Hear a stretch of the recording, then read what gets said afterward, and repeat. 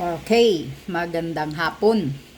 Share natin itong vlog ni Banat Bay na panawagan ni President Duterte. Sabi ni Tatay Digong, do not pay your tax. Panawagan sa lahat ng mga Pilipino na huwag kayong magbayad ng buwis ninyo hanggang hindi ilalabas ng Congress ang liquidation with resibo kung saan nila ginagamit ang pera ng taong bayan at kung ano ang ginagamitan nito. Kailangan nilang ilabas. Matindi na tong panawagan ni Tatay Digong. Grabe na, halos araw-araw na may pasabog si President Duterte. Dito muna masusukat ang tunay na DDS. Makikinig ba kayo kay Tatay Digong? Do not pay your tax. Tatay Digong, makikinig na ako sa iyo. Ayaw ko nang magbayad ng tax simula ngayon. Yes. Tama yan. Dahil pira yan ng mga taxpayers. At napasa kamay ng mga congressman pala. Niluluko, panluluko sa mga Pilipino. Yan. Do not pay your tax. Okay, pakinggan nyo itong pasabog at sinasabi ni President Duterte na sinasabi ni Banat Bay. Do not pay your tax. Parang sinasabi ni Pangulong Duterte ng civil disobedience. Naku po, malupit na itong mga ganitong klaseng birada. Medyo ibang klase na ho ito. Mukhang tuloy-tuloy na. Tuloy-tuloy na po ang nais mangyari ni Pangulong Duterte. Bakit niya kaya sinabi yun? Alam niyo kung bakit? Sabi niya, hanggang hindi daw inilalabas ng Congress o yung lower house ang audit ng kanilang mga gastusin, huwag na daw tayo magbayad ng tax. Yes, po, tama yun. Alam mo, isang bagay lang ang dito. Ang gusto ko lang sabihin. Mag-revolution na. Simpleng-simple lang. Yung mga unang gikan sa masa ni Pangulong Duterte, di ba minsan alam naman natin si Pangulong Duterte pag nagsalita parang bumibitaw lang minsan ng dahil passionate, dahil siya po ay may naisabihin, di ba? Ganon si Pangulong Duterte. Pero this time, it's different. Kasi sunod-sunod yung araw. As in, parang talagang may nais siyang sabihin sa taong bayan. Sinunod-sunod niya. Araw-araw yung halos yung gikan sa masa. Ang pahinga lang ay weekend, ika nga. Ibig sabihin, talagang seryoso sa. And this time, sinasabi niya, hanggang hindi inilalabas ang audit. Correct. Kung magkano ang ginastos at saan ginastos ng lower house ang kanilang budget na billion. I think, ayaw ko may lumalabas na figure na 1.4 billion dun sa extraordinary fund. At may lumalabas din ng 4 billion naman yung total budget. Madaling salita po. Malaking pira yun. Mukhang ito ay simula na ho ng isang matinding Revolution. At mapayapang revolusyon. Yes. Ito na ho siguro yun. Mapayapang revolusyon. Ni Pangulong Duterte. Titingnan nga natin kung ang taong bayan makikinig sa kanya. Kasi ito talagang direct sinasabi niya, huwag niyong bayaran ang tax ninyo hanggang hindi inilalabas ng Congress. Diba? Kung kayo tatanungin, susunod po ba kayo sa sinasabi ni Pangulong Isa na ako. O magbabayad sana ako, hindi na lang. Hindi sang-ayon. Alayaan nyo naman po yan. Magbabayad sana ako, hindi ko na itutuloy ang bayad kong tax. Kung kayo po ay susunod o hindi. Alam nyo, basta ito lang sa akin. Sa akin lang ho ito. Basta ako, talagang mag-araw-araw ko rin i-demand sa channel kung Banat Bay Live. Kung saan ginagastos, particular, etong si Speaker Romualdez Tambaluslos. kanyang budget. Tambaluslos buaya. Kasi kaya nga sinabi ni Pangulong Duterte, huwag tayo magbayad daw ng tax. It is because pera natin yung budget nila. Exactly. Na ginagamit Tama mo. yun. Pira ng Yung taxpayers. pinangkakain nila sa kanilang mga pamilya Kabit. ay galing sa tax Oh. ng bayan. Pinapakain sa mga kabit pa. Alam mo, malalim yun kasi kung ikaw nagtatrabaho ka sa minista, nagtatrabaho kang jeepney driver, ikaw nagtatrabaho ka na grab driver, yung pera mo nanggagaling sa pinagpaguran mo. Diba? Kaya if you go out of the country, mamasyal ka, o di kaya mag-shopping ka, arapatan mo yun, pera mo yun diba? So, hindi ka dapat mag-guilty na gagastos ka. Minsan ganun tulad natin. Tayo po ngayon ay nasa Osaka, Japan. Diba? Tayo ay nag-holiday. Ako, masaya akong ginagamit. At ito ay taon-taon kong goal o pinaghihirapan. Taon-taon ko po itong pinaghihirapan. Buong taon, nagtatrabaho ako ng matindi sa mga negosyo ko. Tapos, bandang Oktubre, Nobyembre, Disyembre, yan na po yung holiday season ko na mamamasyal. It's okay. Kasi it's the money na, it's my work. Ika nga, trabaho ko yun. Yes, of trabaho course. ko na matindi. Everybody has Resulta working yun ng hard. trabaho ko. At gagamitin ko na ngayon para sa aking gastusin, di ba? Kaya lang, itong isipin nyo, yung pinanglalamon, yung Ng mapolitiko. pinangkakapritsyohan ng mga kongreso natin, mga congressman natin, galing yan sa pinagpaguran natin. Tama. Yun nga Isipin mo yun, nakanang wewe, Pinagluluko tayo trabaho tayo ng matindi. Kayong, sige, mga security guard na nandyan, kayo, nagpupuyat kayo. 12 hours kayong Tama yun. nagtatrabaho. Diba? 12 hours kayo nagtatrabaho, nagpupuyat, tapos magbabayad kayo ng tax, kakaltasan kayo ng tax. Diba? Tapos, yun ang pangkakain ng mga congressman natin. Yun ang panglalakwatsa ng mga congressman Binubulsa pa. Binigay sa So, mga may kabit. karapatan kang alamin kung saan niya ginamit yung pinagpaguran nyo. Diba?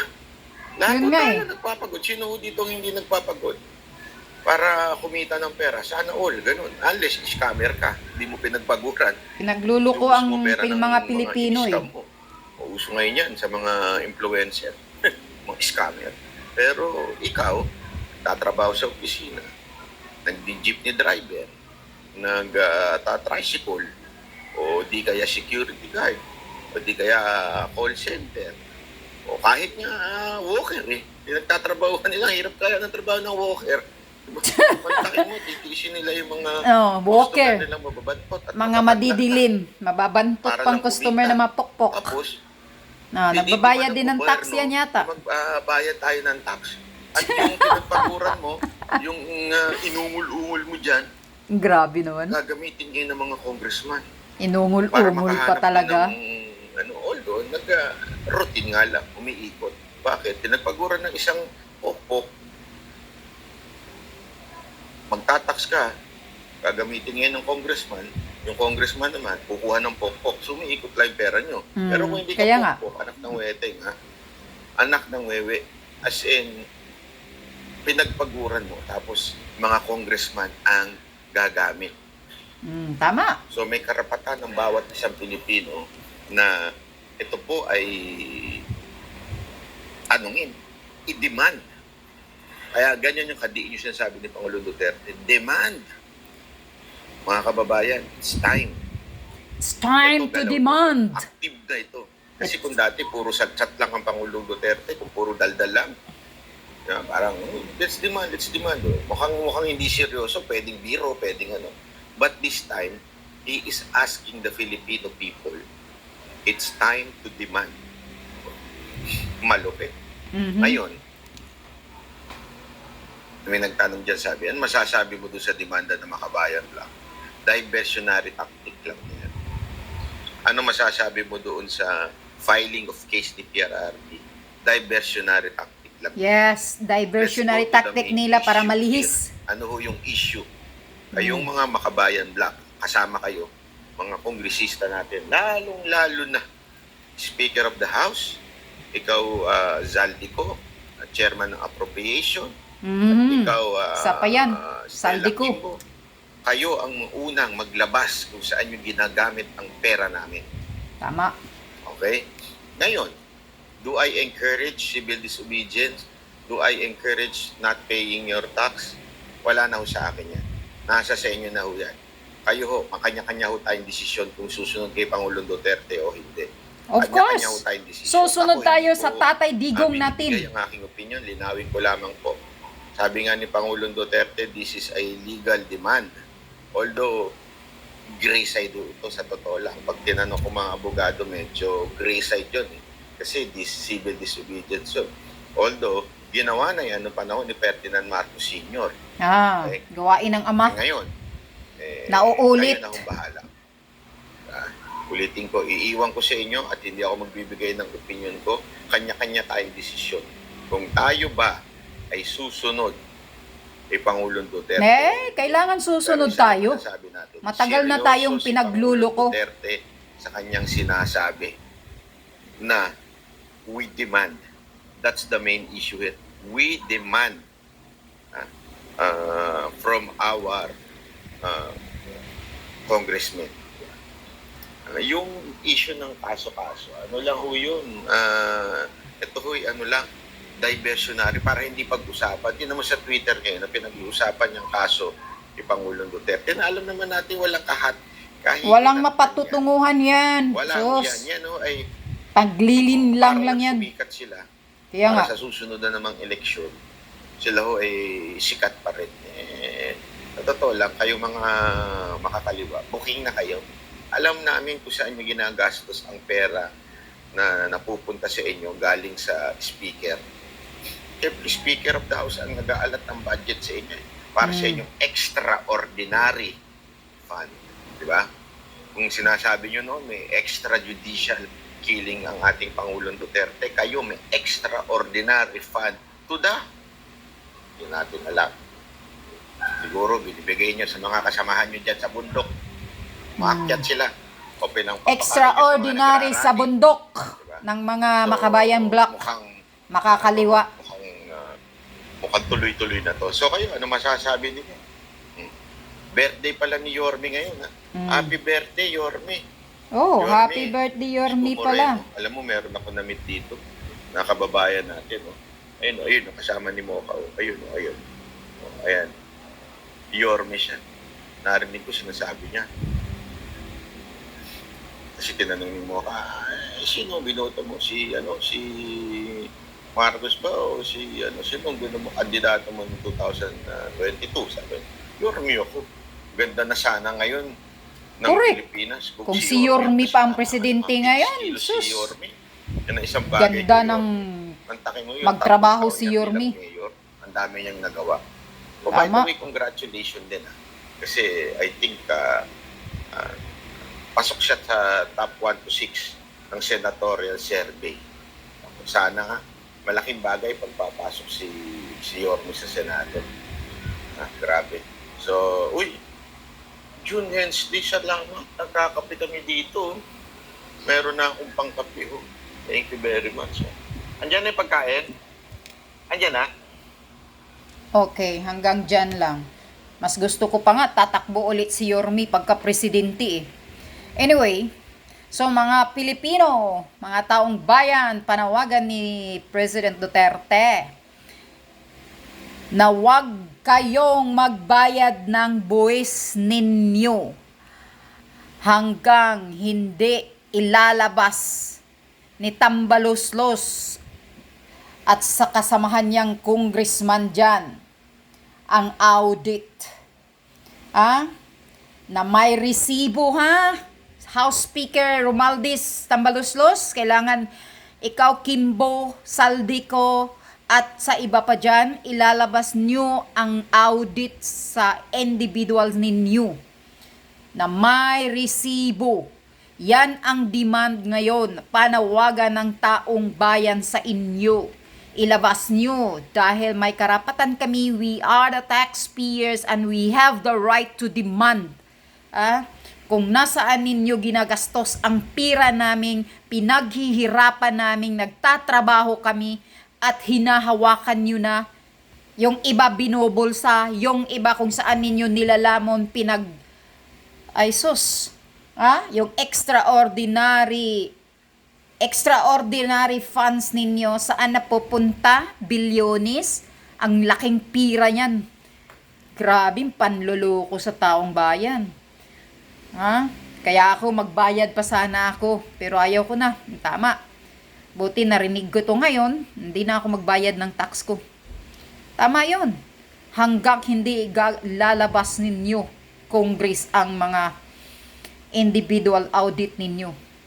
Dapat yung totoong resibo, original receipt, na kung saan napupunta yung pira ng mga taxpayer. I'm the taxpayer too. Okay? Mahiya-hiya naman kayo. Sana mabululan kayo sa kinakain ninyo, linalamon ninyo. Wala kayong mga kaluluwat, pinag-anuhan nyo. Kaya dumadami ang mga mahihirap. Poverty ng Pilipinas tumataas ng tumataas dahil sa mga kagagawan ng mga salot sa lipunan. Actually, sa totoo lang, ang number one na problema ng buong mundo, hindi lang sa Pilipinas to, at sabihin na lang natin sa Pilipinas, ang number one na problema sa Pilipinas or sa iba't ibang bansa ay yung mga magnanakaw na mga politiko. Yung magnanakaw na nakaupo na gobyerno, yun ang nagpapahirap sa mga mamamayan. Hindi yung mga salot na kung mga terorista o kung ano-ano, hindi. Nililin lang nila tayo. Pero sila ang totoong nagpapahirap sa bayan natin, ang mga magnanakaw na mga politiko. Yun. Wala nang iba. Tulad mo, sa panahon ni President Duterte, hindi naman natin masabi na perfecto ang pamumuno ni President Duterte. Mayroon pa ring mga korap, pero at least sinisibak niya pag nalalaman niya na korap na ahensya. Marami siyang sinisibak, wala siyang sinasanto. Kahit kaibigan niya, classmate niya, appointee niya, sinisibak niya talaga pag malalaman niyang korap, di ba? Kumpara ninyo, ano ang kabuhayan ninyo that time panahon ni President Duterte, di ba? Yun ang hindi ko makakalimutan, yung sinasabi ni President Duterte noon. Mayaman ang Pilipinas basta ang nakaupong gobyerno ay hindi magnanakaw.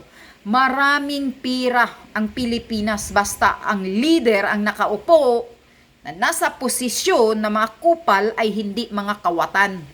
Hindi ko makakalimutan yung sinasabi ni PRRD noon. Diba, nung panahon ni PRRD, diba sabi niya, kahit ubusin niya ang pagbinta ang Pilipinas, mga lupain kung saan-saan man, basta ang pera, mapapakinabangan ng taong bayan. Mapupunta sa Pilipino ang pera kung ano ang ginagawa niya.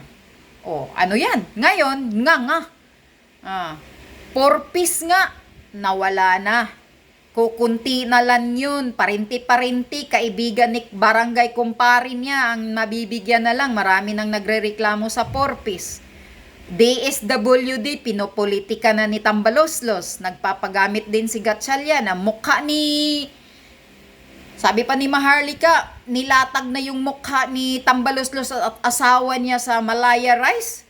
Kapal ng mukha ninyo. Tandaan ninyo yan, hindi pira ninyo yan. Pira ng mga taxpayer yan. At kayo ang nakaupo dyan, hindi ibig sabihin na mga hari kayo. Pira yan ng mga mamamayan at dapat ibibigay nyo yan ng tama sa mga Pilipino. Yun ang tandaan ninyo. Madali lang ang 6 years. Pasalamat lang kayo kung aabutin kayo ng 6 years sa gobyernong itong tang inang gobyerno ito. Mga magnanakaw marami. Kaya do not pay your tax. Yan ang order ni PRRD, President Duterte. Hanggang hindi ilalabas ng Congress ang audit nila sa sarili nila na may resibong totoo. Yun. Salamat, Tatay Digong, sa mga babala mo. Sana makikinig kayo kay President Duterte